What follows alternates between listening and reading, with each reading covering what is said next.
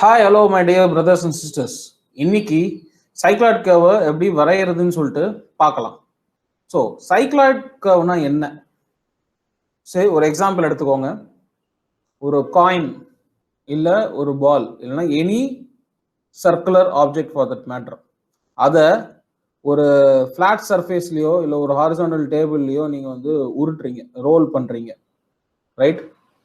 அந்த பால் மூவ் ஆகும்போது, ரைட், அந்த பால் மூவ் ஆகிற பாத்தை ட்ரேஸ் பண்ணீங்கன்னா உங்களுக்கு ஒரு கர்வ் கிடைக்கும், ரைட்? அந்த curve is known as cycloid, right? இங்க ஒரு முக்கியமான டேர்ம் ஒன்று நீங்க நோட் பண்ணிக்கணும், முக்கியமான ஒரு பாயிண்டை வந்து நீங்க நோட் பண்ணிக்கணும்.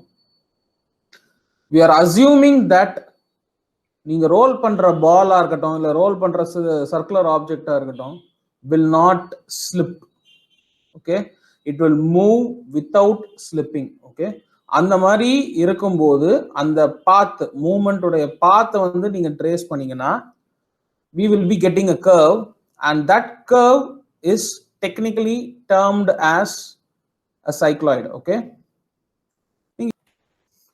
so a cycloidal curve is a curve which is traced by a point on the circumference of a circle which rolls along a straight line without slipping, right?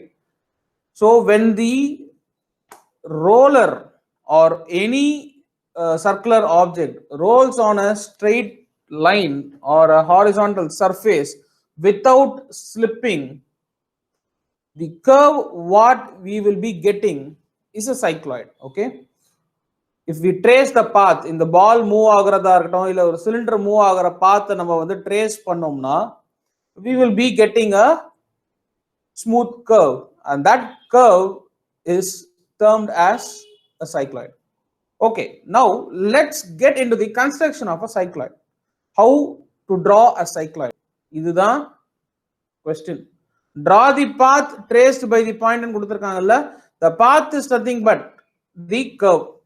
When we trace the path, okay, அந்த பாத் அப்படியே நம்ம அப்படியே வரைஞ்சோம்னா point point point பாயிண்டா எல்லா பாயிண்ட்டையும் நம்ம cover பண்ணி எடுத்துட்டு வந்தோம்னா we will be getting a smooth curve at the end, and that curve is the cycloid. இது நம்ம வரையணும் அப்படின்னு சொல்றோம். ஓகேங்களா? ஸோ இப்போ நம்ம சைக்ளாய்டு போறதுக்கு முன்னாடி சில டெக்னிக்கல் டேர்ம்ஸை பத்தி நம்ம சொல்லிடலாம். சரிங்களா? இப்போ காயின் கொடுத்துருக்கோம் தெரியுமா, இந்த காயின் தானே நம்ம ரோல் பண்ண போறோம். So it is going to role, right? And it is a circular object. So anything which is going to roll is technically termed as rolling circle இல்லனா generating circle, right? சரி, இப்போ இது எதுக்கு மேல ரோல் ஆ போகுது? It is going to roll over a horizontal table or a flat surface. Over here, the horizontal table is considered to be the baseline. எது மேல role ஆக போகுதோ அந்த ஆப்ஜெக்ட்டுக்கு பேரு பேஸ் லைன். இந்த ரெண்டு terminology is very very important. Okay, so now let's get into the construction. First step, we need to draw the rolling circle and the baseline. Okay, so the diameter of the rolling circle உங்களுக்கு தெரியும், it is 4 centimeters. So radius 2 centimeters எடுத்துக்கோங்க. எடுத்துக்கிட்டு construct the rolling circle and draw the baseline as shown in this figure. Okay, the length of the baseline should be equal to the circumference of the circle. Circumference of the circle is 2 pi r, that is nothing but pi d. ஓகேங்களா? 2 pi r இல்லனா pi d னு சொல்லுவோம். So இங்க pi is nothing but 3.14. The diameter is 4 centimeter. So when you multiply 3.14 into 4, we will be getting 12.56 centimeters. So that should be the length of the line. Okay, and then what you have to do is the circle வரைஞ்சிருக்கீங்களா, rolling circle, you divide it into 12 equal parts. Okay, so the total degree for a circle is 360 degrees. 360 by 12, you will be getting 30 degrees. Each part will be 30 degrees. சர்க்கிளை நீங்க எத்தனை டிவிஷனா divide பண்றீங்களோ அதே மாதிரி தான் நீங்க லைனையும் divide பண்ணணும், equal number of பார்ட்ஸா divide பண்ணணும். So அப்போ உங்களுக்கு ஒரு டவுட் வரும், the length is 12.56 centimeters, right?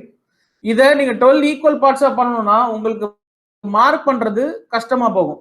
அதுக்கு நான் சிம்பிள் டெக்னிக் உங்களுக்கு சொல்றேன். இந்த செக்டார் லென்த் இருக்குல்ல, சர்க்கிள்ல செக்டார் லென்த், தட் இஸ் 0.3க்கும் 0.4க்கும் இருக்கிற டிஸ்டன்ஸை மெஷர் பண்ணிக்கோங்க. எப்படி மெஷர் பண்ணுவீங்க? காம்பஸ் எடுங்க, காம்பஸோடைய நீடில் வந்து 0.3ல வைங்க, பென்சில் எண்ணை வந்து 0.4ல வச்சு மார்க் பண்ணிக்கோங்க. அந்த டிஸ்டன்ஸை எடுத்துக்கிட்டு இந்த லைன்ல ஈக்குவல் பார்ட்ஸை கட் பண்ணுங்க. Okay, you will be getting, எந்த லென்த்தா வேணா இருக்கட்டும், you will be getting an equal number of parts, beautiful parts you will be getting. Okay, so this should be your first step, and then you need to number the circle. Numbering the circle, the various points on the circle is very very important. Okay, எப்படி numbering பண்ணணும்னா அதுக்கு ஒரு தனி technique இருக்கு. What you have to do is you need to number it in the anti-clockwise direction. Okay, we are assuming that the circle is going to roll in the clockwise direction. Whenever the rolling circle is going to roll in the clockwise direction, the numbering should be done in the anti-clockwise direction. அதுக்கான காரணத்தை நான் next stepல I will be telling you. Okay,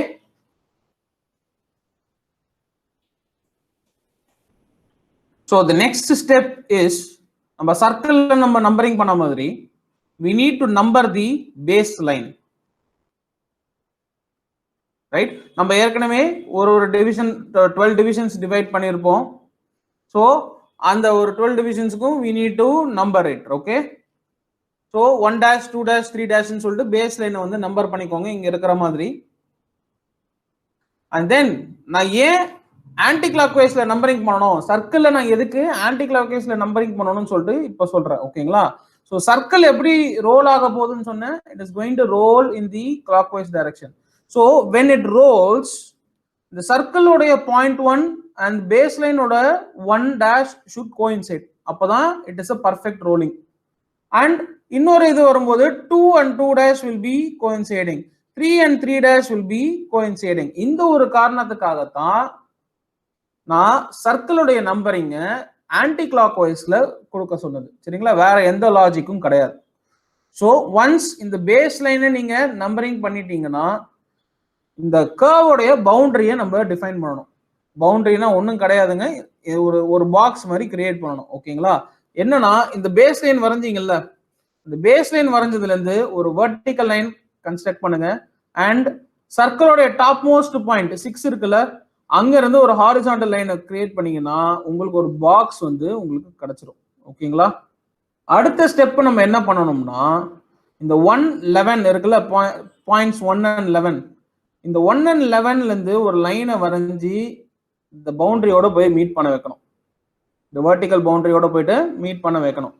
எல்லா பாயிண்ட்ஸுக்கும் நீங்க இதே process பண்ணணும். 1, 11ல இருந்து ஒரு லைனை வரைஞ்சி வெர்டிக்கல் பவுண்டரியை போயிட்டு மீட் பண்ணுங்க. 2 and 10ல இருந்து ஒரு லைன் வரைஞ்சி அதை வந்து எக்ஸ்டெண்டட் டில் தி வெர்டிக்கல் பவுண்டரி. இந்த மாதிரி எல்லா பாயிண்ட்ஸுக்கும் நீங்க பண்ணணும். ஸோ நீங்க இந்த மாதிரி ஒரு பாயிண்ட்ல இருந்தும் லைன் வரைஞ்சி வெர்டிக்கல் பவுண்டரிக்கு எக்ஸ்டெண்ட் பண்ணிடணும். ஓகேங்களா? ஸோ நெக்ஸ்ட் ஸ்டெப் இஸ், இந்த லைனை டிவைட் பண்ணீங்கல்ல நம்பர் ஆஃப் பார்ட்ஸ், ஸோ ஒரு பாயிண்ட்ல இருந்தும் சென்ட்ரல் லைனுக்கு ஒரு வெர்டிக்கல் லைனை வரைஞ்சிருங்க. சென்ட்ரல் லைன் என்னதுன்னா 3, 9 லைன். அதுதான் வந்து இந்த 3யும் 9யும் லைன் இருக்குல்ல, அந்த லைன் தான் வந்து is your central line.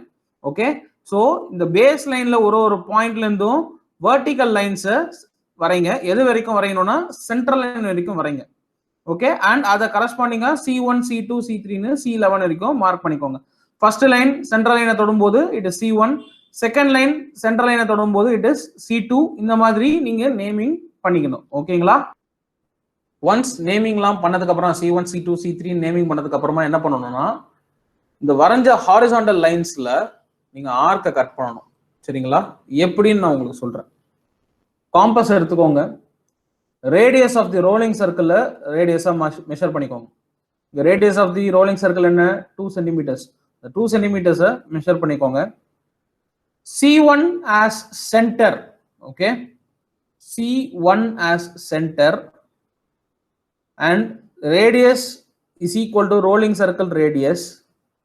Cut an arc on the 111 horizontal line. இது first arc. இங்க நான் ஆர்க் போடாம நான் பாயிண்ட் வச்சிருப்பேன் ஃபார் கன்வீனியன்ஸ் சேக் சாஃப்ட்வேர்ல யூஸ் பண்ற மாதிரி. ஆனா நீங்க தயவு செய்து ஒரு ஆர்க்கை கட் பண்ணுங்க, ஓகேங்களா? தென் செகண்ட் ஆர்க்கு கட் பண்ணணும். அதுக்கு என்ன பண்ணணும்னா சேம் ரேடியஸ், நல்லா புரிஞ்சுங்க, same radius. C2 as center, C2 as center, cut an arc on the 210 line, ஓகேங்களா? இதே மாதிரி எல்லா லைன்லயும் நீங்க ஆர்க்கை கட் பண்ணணும். ஆர்க் கட் பண்ணி முடிச்ச உடனே நீங்க என்ன பண்ணணும்னா ஒரு ஒரு ஆர்க்குக்கும் நேமிங் பண்ணுங்க. P1, P2, P3, P4, P5, P6 நீங்க நேமிங் பண்ணிடுங்க. நான் இங்க நேமிங் பண்ணல, பிகாஸ் நான் நேமிங் பண்ணனா உங்களுக்கு புரியாது, கொச்சன்னு இருக்கும். அதனால நீங்க கட் பண்ற ஆர்க்குக்கு எல்லாத்துக்கும் நேமிங் செய்யணும், புரியுதுங்களா? P1, P2, P3ன்னு சொல்லிட்டு கடைசி பாயிண்ட் வரைக்கும் இருக்கிற ஆர்க்குக்கு நேமிங் பண்ணிடுங்க, புரியுதுங்களா? ஒன்ஸ் நீங்க இந்த நேமிங் பண்ணிட்டீங்கன்னா, ஆர்க்குக்கு நேமிங் பண்ணிட்டீங்கன்னா, ஸ்டார்டிங் ஃப்ரம் இந்த பாயிண்ட் பி, கீழே பாயிண்ட் பின்னு இருக்கு பாத்தீங்களா, இந்த பாயிண்ட்ல இருந்து ஆரம்பிச்சு எல்லா ஆர்க்கையும் நீங்க ஜாயின் பண்ணணும், ஓகேங்களா? எல்லா ஆர்க்கையும் நீங்க ஜாயின் பண்ணிட்டீங்கன்னா you will be getting a smooth curve. இந்த ரெட் கலர்ல இருக்கு பாத்தீங்களா, this is the curve. This is called the cycloidal curve. பார்க்கிறதுக்கு உங்களுக்கு ஒரு செமி சர்க்கிள் மாதிரி இருக்கும், ஒரு டூம்ப் ஷேப் மாதிரி இருக்கும், ஒரு ஆர்ச் மாதிரி இருக்கும், ஓகேங்களா? So this is your cycloidal curve. இப்படி நீட்டா நீங்க வரையணும், ஓகே? ஸோ இதுதான் கர்வ் வரைஞ்சாச்சு. அடுத்தது நம்ம என்ன பண்ணணும்னா இதுக்கு டான்ஜென்ட் அண்ட் நார்மலை மார்க் பண்ணோம். அட் எனி பாயிண்ட்னு சொல்லிட்டாங்கல்ல, ஸோ நம்ம என்ன பண்ணணும்னா நம்ம எனி பாயிண்ட், இந்த கர்வ்ல ஏதோ ஒரு பாயிண்ட்ல நான் வந்து ஒரு பாயிண்ட்டை மார்க் பண்றேன், ஓகேங்களா? ஸோ நான் ரேண்டமா என்ன பண்றேன், ஒரு பாயிண்ட் டி இங்க மார்க் பண்ணிட்டேன். இந்த பாயிண்ட் டி ஒரு சென்டரா எடுத்துக்கிட்டு நான் ஒரு ஆர்க்கை கட் பண்ண போறேன். எங்க கட் பண்ண போறேன்னா சென்ட்ரல் லைன்ல போய் கட் பண்ண போறேன், சரிங்களா? அதாவது 3-9 லைன் இருக்குல்ல, அங்க வந்து நான் ஒரு ஆர்க்கை கட் பண்ண போறேன், ஓகே? ஆர்க்கோட ரேடியஸ் வந்து will be equal to the radius of the rolling circle. Over here it is 2 cm. So D சென்டரா எடுத்துக்கோங்க, காம்பஸ் எடுங்க, நீடில் வந்து D ல மார்க் பண்ணுங்க, அந்த சென்ட்ரல் லைன்ல ஒரு ஆர்க்கை கட் பண்ணுங்க, ஓகே? 3-9 லைன்ல ஒரு ஆர்க்கை கட் பண்ணுங்க ஆஃப் ரேடியஸ் 2 cm. அந்த கட் பண்ற ஆர்க்கை வந்து C டேஷ் அப்படின்னு மார்க் பண்ணிக்கோங்க, சரிங்களா? மார்க் பண்ணி முடிச்சோன்னா என்ன பண்ணணும்னா சி டேஷ்ல இருந்து பேஸ் லைனுக்கு ஒரு வெர்டிக்கல் லைனை வரைங்க. சி டேஷ் பாயிண்ட் இருக்குல்ல, அந்த பாயிண்ட்ல இருந்து பேஸ் லைனுக்கு ஒரு வெர்டிக்கல் லைன் வரைங்க, ரைட்? ஸோ இந்த வெர்டிக்கல் லைன் பேஸ் லைனை போய் மீட் ஆகிற இடம் பாயிண்ட் இ. இப்போ பாயிண்ட் டியும் பாயிண்ட் இயும் ஜாயின் பண்ணுங்க, சரிங்களா? பாயிண்ட் டியும் பாயிண்ட் இயும் ஜாயின் பண்ணிட்டு எக்ஸ்டெண்ட் பண்ணிடுங்க.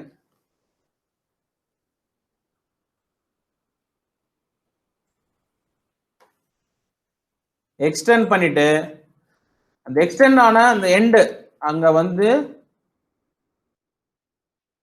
என் அப்படின்னு கொடுத்துக்கோங்க, சரிங்களா? இல்ல டின்னு கூட வச்சுக்கோங்க, ஒன்றும் பிரச்சனை இல்லை. நம்ம எப்பவுமே என் அப்படின்னு இருக்கிறதுனால என்னன்னு இங்க போட்டுக்கிறோம் நம்ம.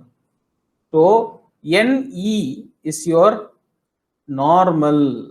எப்பவுமே நல்லா கவனிச்சிங்க, நம்ம சைக்ளாய்டு கர்வ்ஸ்ல ஃபர்ஸ்ட் நார்மலா வரைஞ்சிட்டு அதுக்கு பர்பெண்டிகுலரா ஒரு லைனை வரைஞ்சீங்கன்னா you will be getting tangent, புரியுதுங்களா? இப்போ என்ன பண்ணணும், இப்போ இந்த நார்மல் வரைஞ்சாச்சு, இந்த நார்மலுக்கு பர்பெண்டிகுலரா ஒரு லைனை நான் வரைஞ்சேன்னா that is going to be my tangent. So இந்த green color line is going to be my tangent, TT dash is my tangent and the NE is going to be my normal, ஓகேங்களா? So TT dash is equal to tangent and NE is going to be my normal. Now dimensioning பண்ணோம். Dimensioning என்னெல்லாம் இம்பார்ட்டன்ட்னா baseline உடைய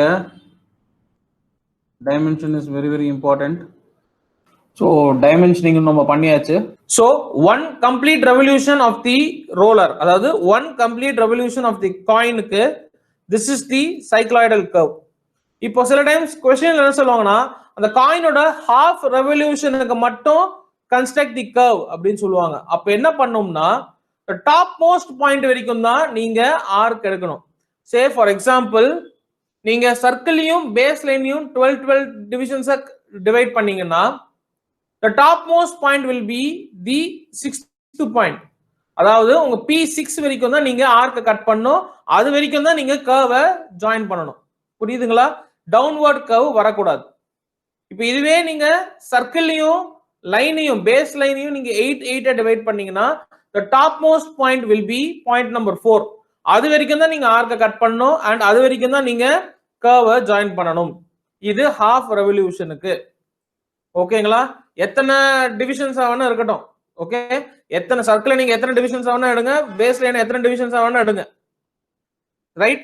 when it is said that half revolution தான் அப்படினு சொல்றாங்கன்னா the top most point வரைக்கும் தான் you should be cutting the arc and joining the curve. ஓகேங்களா? இப்போ இன்னொரு பாயிண்ட், இம்பார்ட்டன்ட் பாயிண்ட் நான் சொல்றேன். ரோலிங் சர்க்கிள்ல நீங்க எத்தனை டிவிஷனா டிவைட் பண்றீங்களோ பேஸ் லைனையும் அத்தனை டிவிஷனா தான் டிவைட் பண்ணனும். if you are dividing the rolling circle into 12 divisions, then the base line should also be divided into 12 divisions. Okay, so this is all about the construction of cycloid. Thanks for watching the video. We will meet in the next video where we will be constructing the epicycloid. Till then, stay safe. All the best. Thank you.